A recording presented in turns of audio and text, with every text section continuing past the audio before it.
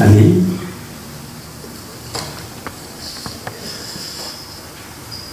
오늘 이 영광스러운 자리, 하나님이 우리를 사람마다 우리 성도들 개개인의 이름을 아시고 기억하시고 은혜를 주시되 영원한 하나님 나라에 이르도록 우리와 동행하시고 함께 하실 우리 주님이 이 시간도 우리 가운데 임재하셔서 함께 영광을 받으시는 복된 예배가 될 줄로 믿습니다. 참 오늘 우리가 많은 여건과 어려운 환경을 극복하면서 믿음으로 살아가는 법을 하나하나 지금 우리는 체득해가고 있다, 이런 생각을 하면서 우리의 믿음이 연약해지지 않고 우리가 하나님에 대한 소망이 식어지지 않고 주님의 오심에 나를 기다릴 수 있는 그런 갈급하고 때로는 좀 더 나아가면 좀 절박한 마음이 우리 마음에 있으면 그 마음은 복 있는 마음인 줄로 믿습니다. 오늘 이 놀라운 은혜 속에서 예배드린 여러분들에게 하나님의 은혜와 축복이 함께할 수 있기를 주의 이름으로 축복합니다. 아멘. 오늘 말씀은 유라굴로라는 광풍을 배경으로 일어나는 사건 속에서 하나님의 다스리심을 보여주는 그런 말씀의 내용을 우리가 보았습니다. 우리가 한 해 여름철이면 적어도 한두 차례, 많으면 서너 차례 우리가 감당하기 힘든 그런 태풍이 몰려오는 것을 경험하게 되죠. 이 태풍은 때로는 굉장히 우리를 위협적으로 이렇게 강한 태풍이 불어올 때가 있잖아요, 보면요. 그래서 많은 재산의 피해를 입기도 하고 인명의 피해를 입는 그런 이 풍랑, 광풍이 불어올 때가 있습니다. 그런데 이 풍랑이라는 것이, 이 광풍이라는 것이 우리에게는 위협적이고 많은 또 손해를 볼 수 있는 그런 경우가 많이 있지만, 그러나 이 광풍, 이 태풍이 결코 우리 인간에게 소매만 끼치는 그런 것은 아니라는 거예요. 보니까 바다를 뒤집어 한번 놓는 일에 이 바다가 다시 회복되는 그런 역사가 일어난다는 거예요. 또 산에 이 태풍이 불어서 모든 산천 초목들이 이 태풍을 한번 견뎌내는 데에는 이 산도 다시 깨어날 수 있는 그런 기회가 된다는 거예요, 보면요. 그래서 겉으로 보기에는 많은 손해를 우리가 보는 것 같지만 내면적으로는 또 엄청난 우리에게 유익을 주는 일들이 보이지 않는 것들이 있다는 거죠. 그렇습니다. 오늘 우리가 인생을 살아가면서도 이런 위기의 광풍을 만날 때가 있다는 거 아니겠어요, 보면요. 요즘 이제 항상 방송에서 소위 뭐 미스터 트롯 이런 이제 그 인기 있는 프로그램을 우리가 자주 접하게 됩니다. 각 그 방송 이 사이에서 경쟁적으로 이와 같이 하는 것을 보게 돼요. 왜냐하면 인기가 많으니까. 그런데 그 인기 있고 많은 사람들이 감동을 주는 그런 가수들의 그 노래 속에는 보면 지난날에 자기들이 살아왔던 그 삶, 다시 말하면 자기 삶의 이야기가 그 노래 속에 함께 묻어날 때에 많은 사람들에게 감동을 주는 노래가 되잖아요. 그런 것처럼 오늘 이 광풍 속에서 일어나는 모든 사건 속에는 이런 우리의 인생의 스토리가 담겨질 수 있는 그런 역사라는 것을 우리가 생각하면서 이 말씀을 우리가 보는 거예요. 그래서 오늘 이 광풍의 그 속에서 일어나는 많은 스토리 속에 거기에는 하나님의 언어가 있고 하나님의 다스림이 있습니다. 그 다스림 속에는 하나님의 능력을 나타내기도 한다는 거예요, 보면. 그리고 그 속에 하나님의 뜻이 드러나고 있다는 사실을 우리가 발견하게 되는 것입니다. 요한복음 6장 40절에 보면 나 보내신 이의 뜻은 내게 주신 자 중에 내가 하나도 잃어버리지 아니하는 것이라. 내가 마지막 날에 다시 살리는 이것이라고 말씀하는 것처럼 하나님의 뜻, 그 하나님의 뜻이 뭘까? 오늘 성경에서 여러 가지로 하나님의 뜻에서 말씀하지만은 종적인 의미에서 생각해보면 그것은 하나님께서 이 땅 위에 자기 백성을 구원하시기 위한 계획과 섭리가 바로 이 하나님의 뜻이라는 거예요.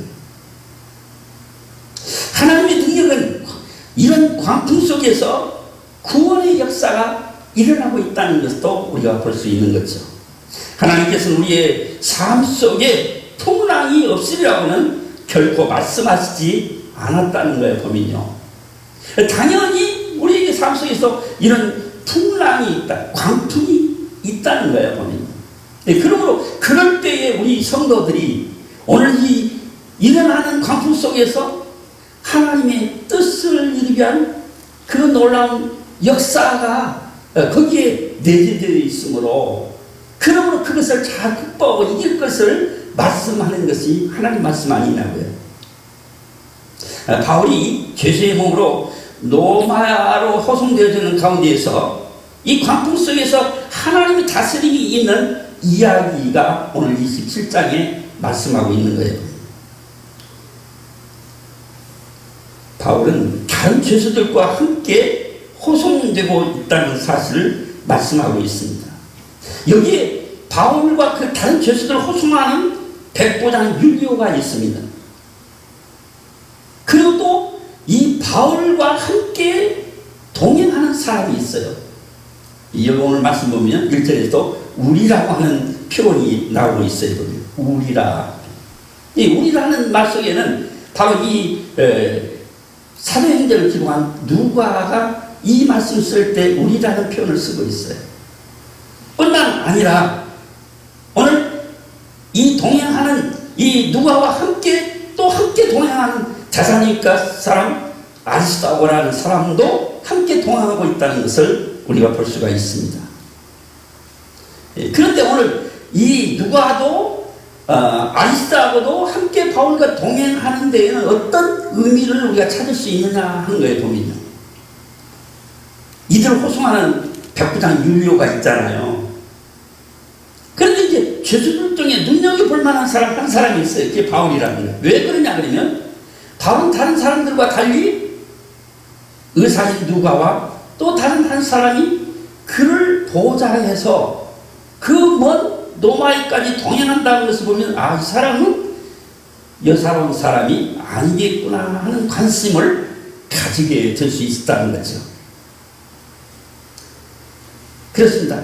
오늘 이 바울이 이렇게 어려운 이 죄수의 몸으로 호송되는 가운데에도 그와 함께하는 동역자들이 있었고 동행하는 자들이 있었다는 거예요, 보면.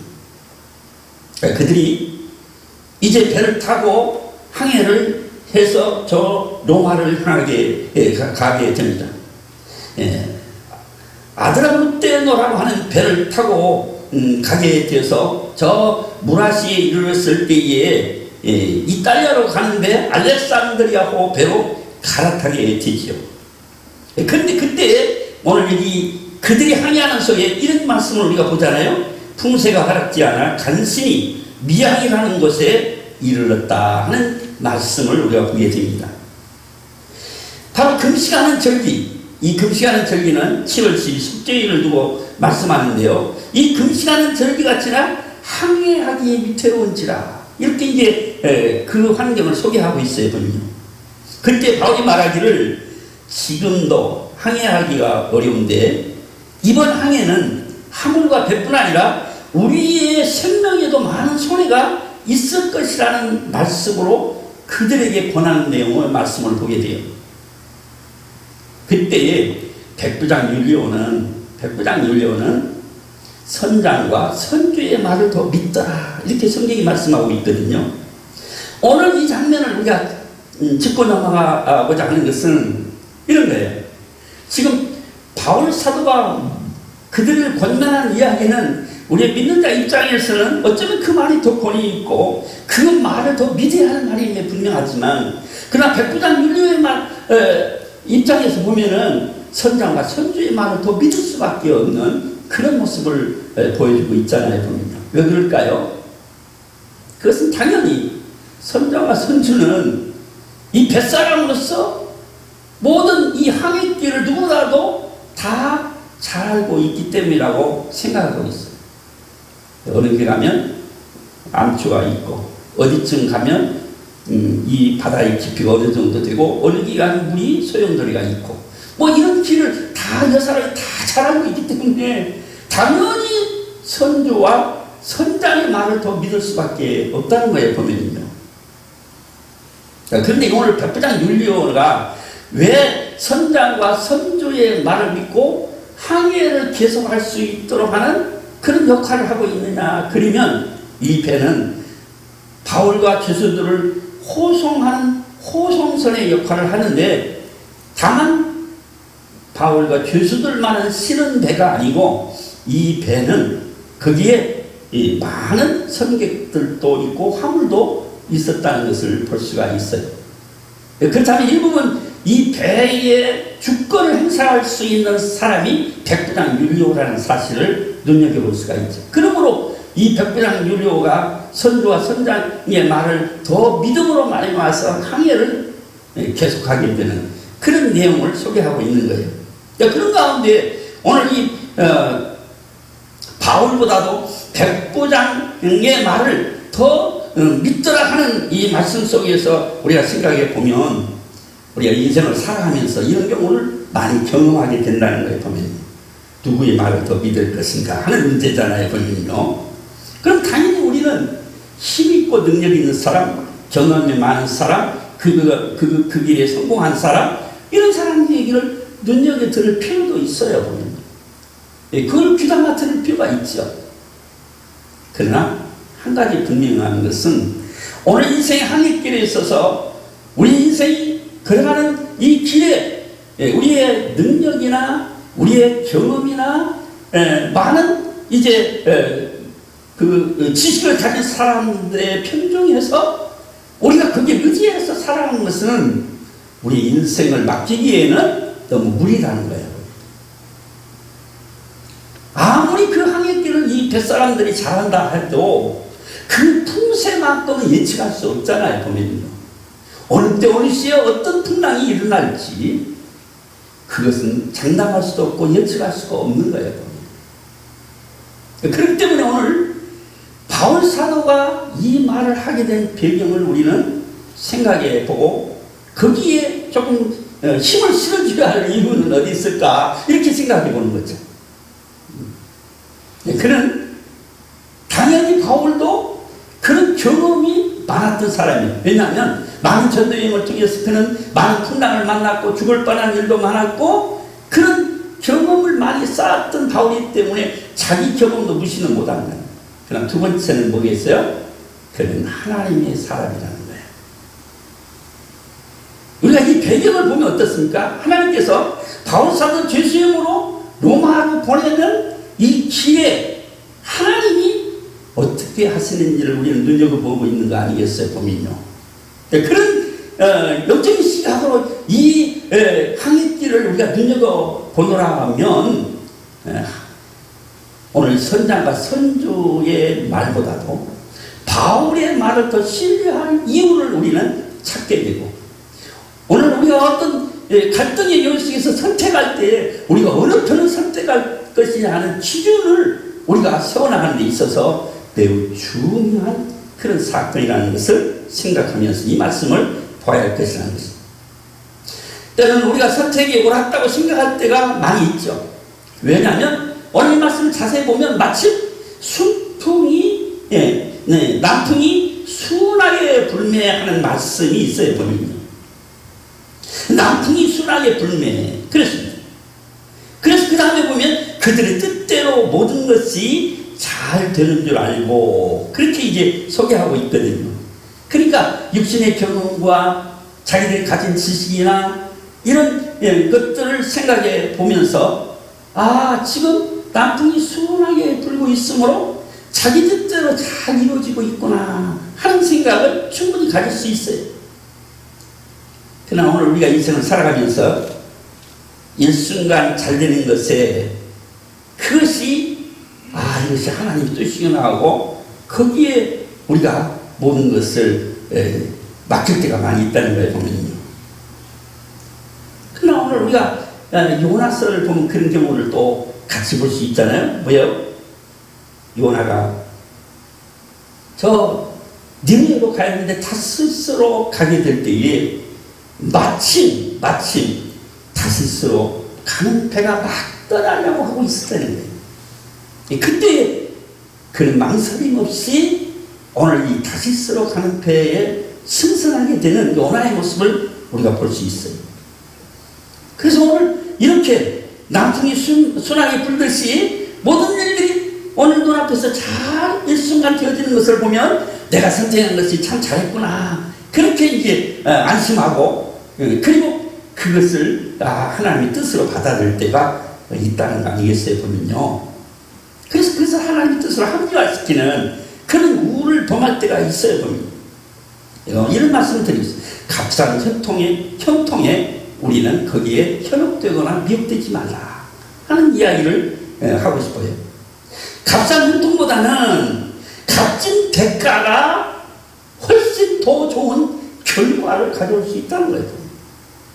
더 좋은 결과를 만들어낼 수 있다는 거예요. 그래서 어떤 때는 값싼 형통에 우리가 편성하지 아니하고 어떤 건 값진 대가를 선택할 수 있는 그런 용기가 우리에게 필요할 때가 있다. 그게 담력이라는 것이고, 그리고 그 가운데서 하나님을 전적으로 신뢰하고 믿는 믿음의 역사가 우리에게 일어날 때에 하나님이 하시는 일을 우리가 보게 되는 거죠. 이런 값싼 형통에 취해 있던 그들, 그래서 남풍이 순하게 불게임으로 그들이 결정한 일이 참 잘 됐구나 하는 순간에 얼마 안 뒤어서 유라굴로라는 광풍을 그들이 만나게 됩니다. 유라굴로라는 말은 소위 유로스라는 동풍이라는 말과 아킬로라는 그런 북풍이라는 말이 합쳐진 말인데요. 다시 말하면 동북풍의 이 강한 그 광풍이 바로 이 유라굴로라는 광풍이에요, 보니. 오늘 이 말씀을 자세히 보면 여기서 한편 선택의 여지를 그들이 놓쳤던 경우를 보게 돼요. 값싼 형통에 취해서 베닉스 항에 그 교활하기를 원했던 가운데 있었지만은, 그러나 오늘 이 때를 놓치고 그들이 여러 사람의 의견을 무시하고 그냥 이 남풍이 순하게 부는 것이 특이한 줄 알고 그대로 진행했던 그들에게 유라굴로라는 광풍이 불어왔다는 거죠. 오늘 유라굴로라는 광풍 속에서 우리는 어떤 하나님의 뜻을 우리는 발견할 수 있을까 하는 겁니다. 오늘 이 말씀을 보면서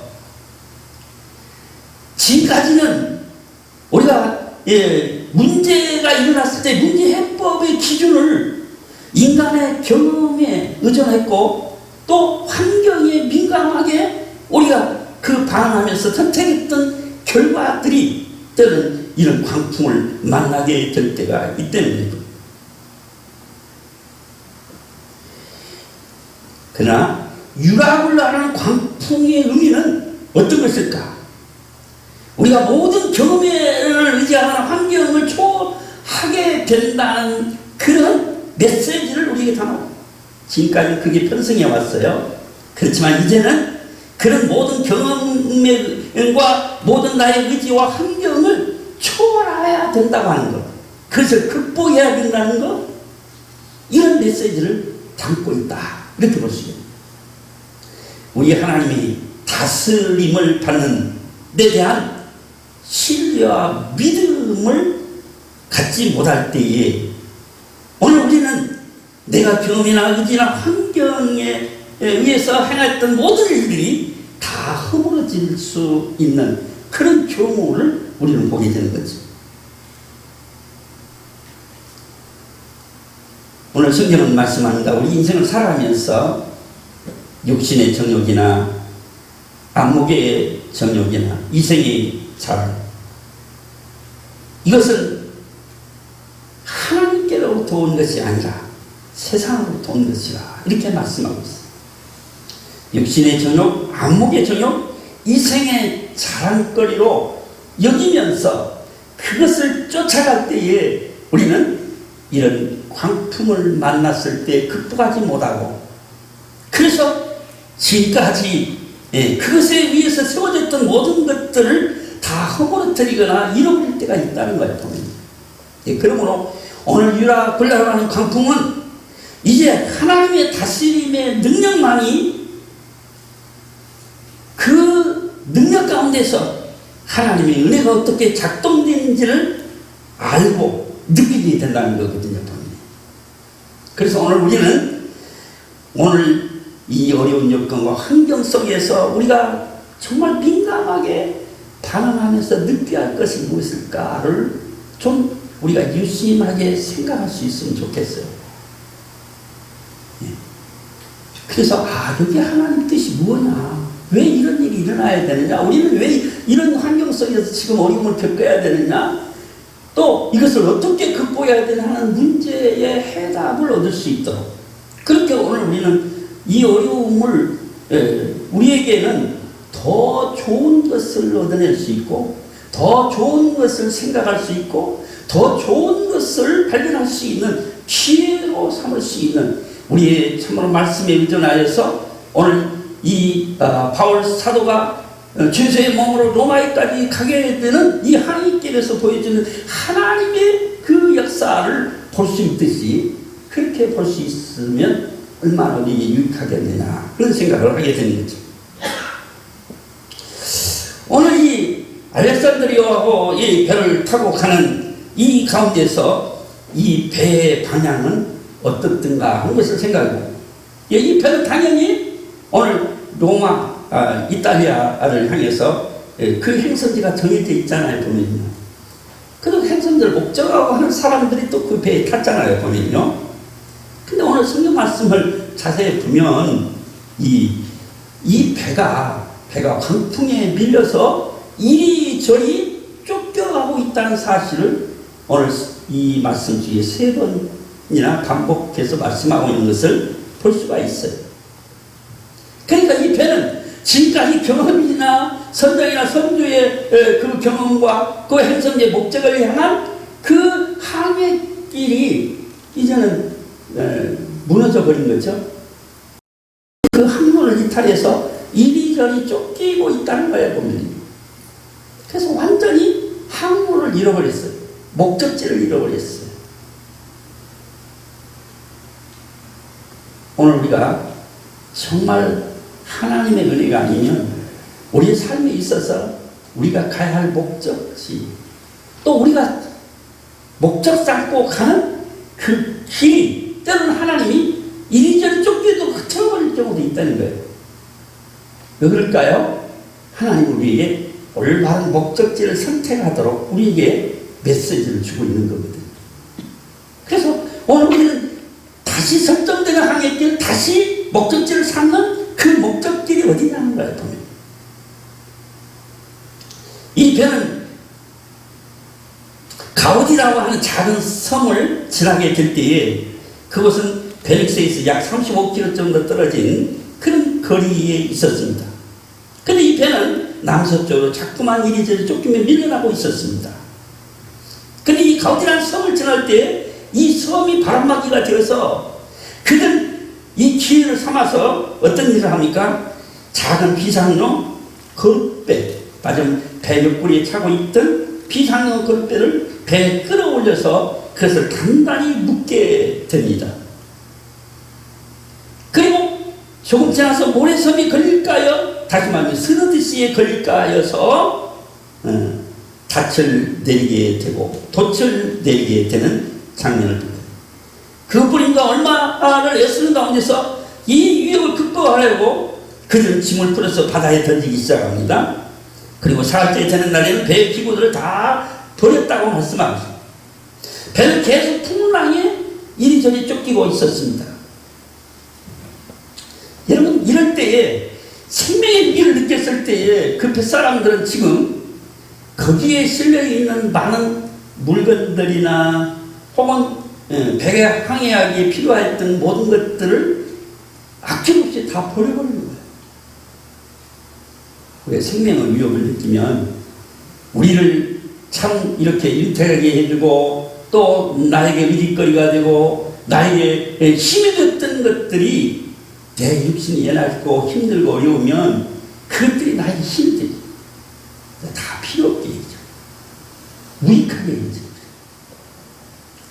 어느 목사님이 이런 이야기를 하더라고요.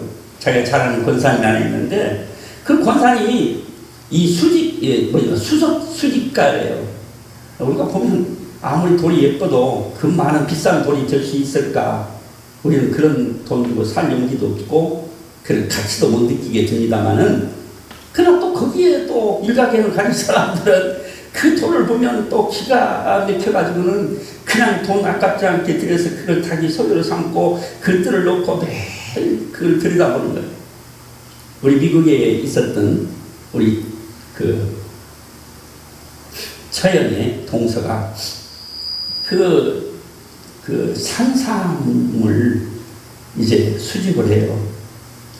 그래가지고는 그 산삼을 그 벽에다 담아서 진열하는 것을 아주 낙으로 삼고 행복하게 여겼어요. 정말 행복하게 여겼어요. 제가 한 두어 번 갔을 때에 그 동서하는 모습을 보면서 정말 어쩌면 이런 생각을 했어요. 예수도 잘 믿거든요. 기도도 많이 하고 성경도 많이 보고 그래요. 두 부부가 늘 성경 보면서 저녁이면 서로 같이 기도하고 성경을 엄청 많이 읽어요. 그런데 어떤 때는 보면 이 산삼을 모아서 그 기기묘묘한 골동품상이나 이런 데 가서는 그 옛날 병들을 싹 수집에다가 그 엄청난 산삼, 우리는 한 뿌리 넣는 것도 귀한데 수십 뿌리 있습니다. 어느 큰 병에는 수백 뿌리가 들어갈 만큼 그렇게 차곡차곡 쌓는 것이 한 350병인가 된다고 했어요. 방에 가득 차 있어요. 매일 아침마다 산삼하게 문안 인사를 드려요. 그거 쓸고 닦고 쓰다듬고 들여다보고 그게 유일한 학이에요. 그래서 이제 나중에 자기가 이제 이걸 좀 어떻게 돈을 만들어 볼까 하고 하다 보니까 워낙 돈이 많이 이제 가져야 되니까 누가 살 사람이 없는 거야. 결국 이 양반이 돌아가시고 나니까 처형이 그냥 바겐세일로 그 좋은 산삼 정말 제가 봐도 너무 아까운 것들이 수천 뿌리가 되는 거예요. 그런데 그것들을 바겐세일로 그냥 불과 1억이 그냥 팔아버리고 죽고 나니까 무슨 아까 수석 모든 권사님 얘기하다 말았습니다만은 그 권사님도 암에 걸리니까 목사님들 오라고 하더니 목사님 다 가져가세요. 그렇게 아꼈던 것들 목사님 다 가져가세요. 그렇게. 여러분 오늘 우리가 소유하고 가지고 있는 가치가 어느 때에 가치 있는 것일까를 우리가 생각해 볼 수 있어요. 하나님께는 그렇게 필요하고 소중한 것들이지만 그러나 배가 풍랑을만 생명의 위협을 느끼니 다 버려볼 수밖에 없는 현실을 우리가 여기서 보게 되는 거 아니겠어요? 그렇습니다. 오늘 이 말씀을 보면서 이제 쫓겨가는 이 배의 현실을 볼 때에 이제는 주인이 바뀌었다는 것을 보여주고 있습니다. 주인이 바뀌었다. 지금까지는 선장의 말이 권위가 있었고 그 말대로 행선지를 향해서 가야 됐고 모든 문제를 해결해 갈 수 있는 그런 주권이 그들에게 있었어요. 백부장 율리에게도 있었고. 그렇지만 쫓겨가는 배에서는 백부장 율리나 선장이나 선주나 선원들의 말이 아무런 힘이 없는 거예요. 능력이 없는 거예요. 주권이 없는 거예요. 그래서 주인이 바뀌잖아요. 보면 오늘 우리는 말씀 가운데 주목해 볼 부분이 어떤 말씀입니까? 오늘 276명의 사람들이 먹지 못하고 기절이 있을 때 바울이 그들 가운데 섰습니다. 그러면서 한마디가 내 말을 들었으면 좋을 뻔 알았다. 우리가 글에 대해서 떠나지 말자고 했지 않느냐. 무모한 도전 실패했습니다. 이제 바울사도는 그들 가운데 서서 이렇게 말합니다. 이제 안심하라. 너희 중 아무도 생명 있는 선상을 입지 않고 오직 배뿐이니라. 오늘 여기 주인이 누구입니까? 276명의 생명을 주권할 수 있는 주인이 누구라는 것입니다. 하나님께서는 바울 사도에게 말씀하기를 내가 속한 바 나의 섬기는 하나님의 사자가 어젯밤에 내 밑에 서서 말씀했다. 바울아 두려워하지 말라. 내가 가이사 앞에 서야 하겠고 너와 함께 하는 자를 다 276명의 생명을 내게 주셨느니라. 이렇게 말씀합니다. 바울 사도에게 이름을 주셨어요. 왜냐하면 바울 사도가 섬기는 그 하나님, 내게 속한 바 내가 섬기는 나의 하나님의 사자가 어젯밤에 내게 말씀하셨다. 이렇게 말씀합니다. 그러므로 안심하라. 내게 말씀하신 그대로 되리라고 나는 믿노라. 이게 이제 바울 사도의 고백 아닙니까? 정말 우리가 인생의 주권을 가지고 하나님의 은혜를 입은 자로서 정말 이 세상을 이겨나갈 수 있고 극복할 수 있는 힘을 가진 자의 진실한 신앙 고백과 함께 바울 사도가 고백되는 이 고백 속에 오늘 뭐라고 고백해? 나의 속한 바 내가 섬기는 하나님의 사자가 어젯밤에 내 곁에 서서 말씀했다. 저는 어젯밤에 내 곁에 서서라는 말이 항상 바울 사도에게는 어쩌면 바울의 하나님 되심을 나타내는 그런 말씀이에요. 항상 바울 곁에 서서 말씀하시는 하나님. 어떤 때 위기를 만날 때마다, 문제를 만날 때마다, 오늘 우리가 이 땅에 살면서 이 광풍 같은 어려운 시대를 맞이하며 살아갈 때마다 우리는 그 광풍 속에서 들려야 신령한 하나님의 음성이 분명히 있잖아요. 네, 그럴 때일수록 우리는 하나님 성전에서 정말 하나님과 요즘 뭐 대면 예배 드리지 말라, 비대면 예배를 드려. 참 이게 참 이 기가 막힌 언어가 지금 우리에게 참 가슴 아프게 하고 있죠. 여러분, 비대면 예배, 하나님을 만나지 못하는 예배, 이런 걸 느낌이 들잖아요. 물론 사람과의 만나지 말라는 의미지만은 그러나 비대면 예배라는 의미에서 생각해 보면 이건 어느덧 사람과의 만남을 이제 하지 말라는 의미가 아니라 하나님 앞에 예배가 비대면으로 하라. 어떻게 하나님 앞에 예배가 비대면이 될 수 있겠어요? 이 언어가 정말 우리도 모르는 사이에 정말 기가 막힌 언어로 변질되어 버린 거예요. 그래서 마치 하나님을 대면할 수 없는 그런 예배 꼴로 우리가 전락해 버린 거죠. 이 기가 막힌 언어로 지금 바뀌어져 버린 거예요. 물론 원뜻은 그게 아니라고 이 말을 썼지만 예배를 부정하게 되는 그런 결과의 현실을 우리는 맞이하고 있는 거예요. 예배드리러 교회 오면 큰일 난다. 예배드리러 교회 오면 큰 해를 받을 것이다. 이런 위기의식을 우리가 지금 절박하게 느끼고 살아가고 있잖아요. 이런 모습을 우리는 보면서 정말 우리는 오늘 이 현실 속에서 우리가 분별할 수 있고 정말 하나님의 신령한 그 은혜를 생각하면서 하나님의 신령한 음성을 들으면서 믿음으로 행해야 할 우리의 모습이 되어야 될 줄로 믿습니다. 오늘 결론적인 말씀을 이렇게 맺기를 원해요. 여기 극적인 장면들을 우리가 볼 수가 있어요. 열날째 되던 날입니다. 아드리아 바다에서 이리저리 쫓겨가다가 자정쯤 어느 육지에 가까운 줄 알고 조금씩 바다가 옅어지는 것을 보게 됩니다. 그래서 사공들이 여기 이 장면을 한번 새겨서 사공들이 이제는 정말 살 길이 조금 보인다 할 때에 그들은 어떤 생각을 했습니까? 사공들이 거룻배를 내려 도망하려 했다 하는 장면을 보입니다. 사공들이 누굽니까? 이 배를 책임져야 할 자들. 근데 이미 그들의 손에서는 이 배의 책임감에 대한 것을 이미 떠나버렸잖아요. 왜냐하면 열나흘 동안 이 광풍 속에서 그들은 아무것도 할 수 없는 무력한 자들이 되어버린 거예요. 그러니까 이제는 그들이 살 길을 찾기 위해서 조금만 살 길만 열리면 자기 먼저 도망가려고 하는, 그래서 이 거룩배, 비상용패를 내려서 자기들만 도망가려고 했다는 거예요. 그때의 바울의 모습을 보게 됩니다. 그때 바울이 뭐라고 합니다? 백부장 군인들에게 말하기를 너희가 이 배에 있지 아니하면 구원을 얻지 못하리라.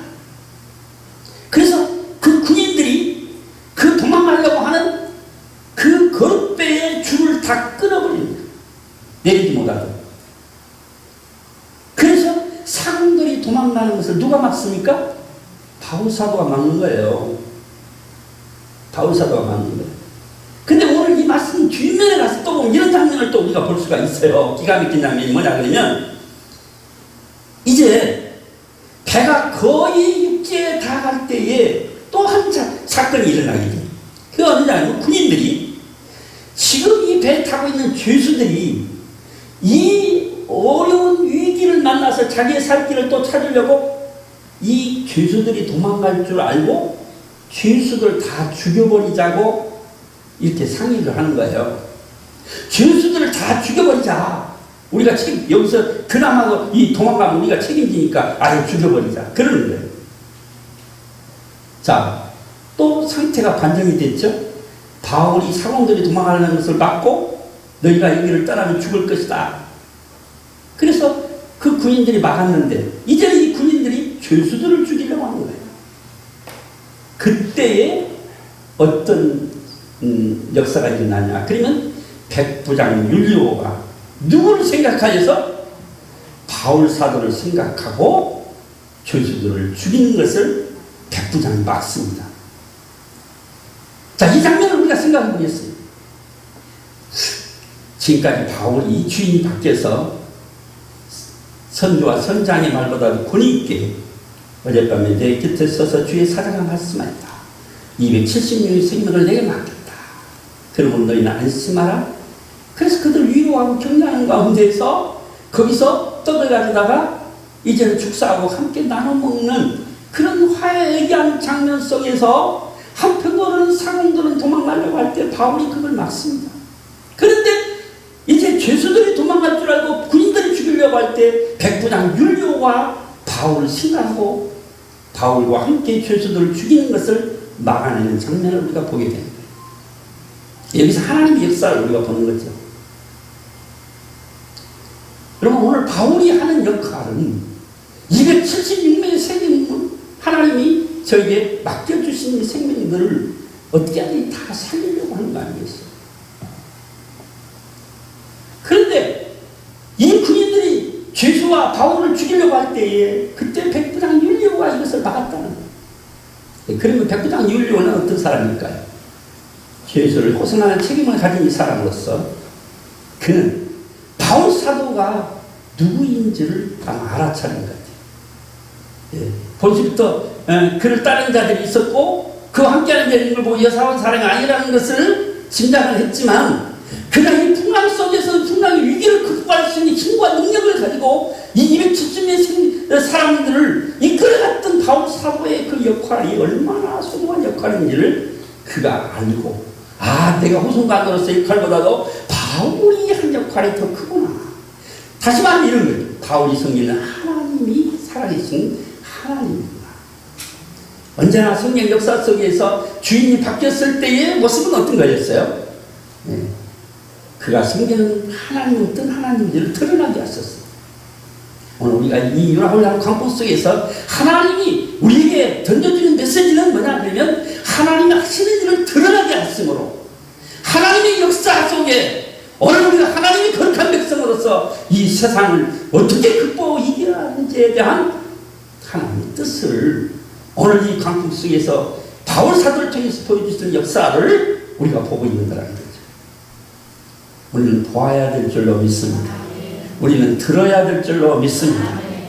오늘 우리는 하나님의 역사를 보고 들으면서 오늘 이 삶을 하나님께 어쩌면 맡길 수 있는 믿음,